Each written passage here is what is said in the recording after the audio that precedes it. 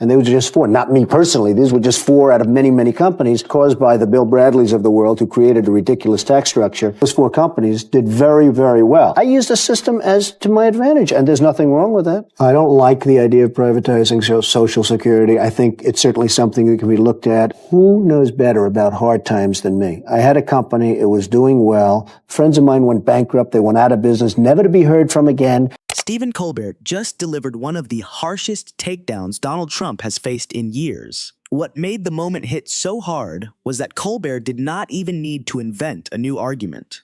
Instead, he simply replayed an old interview from 1999 and allowed Trump's own words to speak for themselves. Today was supposed to be a special day. Day that Donald Trump had to either fork over $464 million or Attorney General Letitia James was going to grab him by the property. Back in 1999, Trump sat down with Tim Russert on Meet the Press and openly defended his bankruptcies. He explained how he used the financial system to his advantage, walked away from bad deals, renegotiated debt, and aggressively promoted his properties, even when the numbers did not always fully match reality. Trump described those actions as smart business strategy, arguing that successful businessmen understand how to bend the system without technically breaking it. At the time, many viewers saw it as classic Trump bravado, the image of a ruthless businessman who always manages to survive no matter how chaotic the situation becomes. But 25 years later, those same business practices became central to a major fraud case in New York. Appeals court paused restrictions on Trump running any New York company, as well as the restrictions on his adult son. Now Don Jr. and Eric can still open their hot dog and cocaine carts. The pundits are saying the court handed Trump a lifeline. That makes sense. By law, you have to throw someone a lifeline when they look that much like a waterlogged corpse. Judge Arthur Engoron ruled that Trump had inflated property values for years in order to secure loans and financial advantages. The ruling included allegations that Mar-a-Lago had been valued at hundreds of millions more than experts believed it was worth, while the size of Trump Tower's penthouse had reportedly been exaggerated to nearly 3 times its actual square footage. What made Colbert's segment so devastating was how perfectly the old interview aligned with the fraud ruling years later. Are you joining the Reform Party? I really believe the Republicans are just too crazy right. I'm seeing the Democrats as far too, Bradley and Gore are so liberal, it's just too liberal for me. Trump had essentially described the mindset behind the actions decades before the court case ever arrived. In the 1999 interview, he openly explained that he viewed bankruptcy as a strategic tool and believed exaggerating the value of assets was simply part of negotiation and business promotion.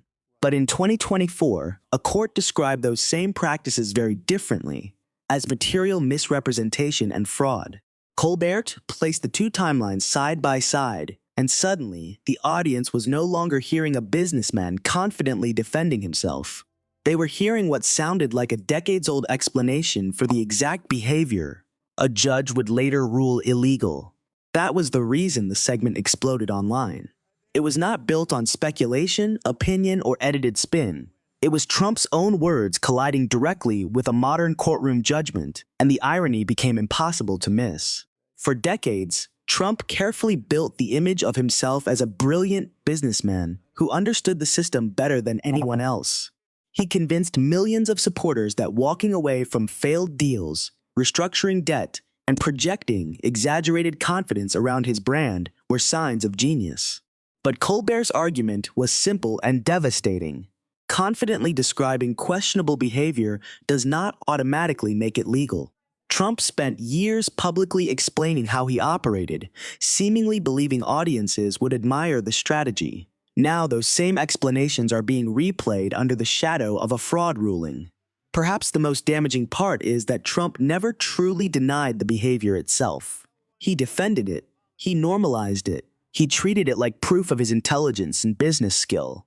That is why the 1999 interview feels so powerful today. It sounds less like an old television appearance and more like a warning that people ignored until courts eventually stepped in.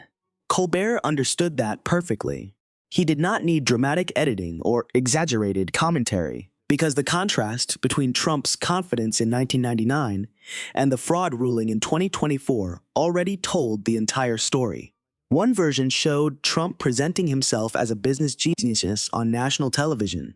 The other showed a judge examining financial records, loan documents, and years of evidence inside a courtroom. Same behavior, completely different consequences. And now, critics argue that one of Trump's biggest mistakes may have been believing that publicly admitting how he played the game would somehow shield him from accountability later. Because once Colbert replayed that old interview, many viewers stopped hearing him as a businessman describing strategy. Instead, they heard a man unknowingly documenting the very practices that would later become central to one of the most damaging legal rulings of his career, all while still projecting the image of a ruthless businessman who always lands on his feet no matter how chaotic things become.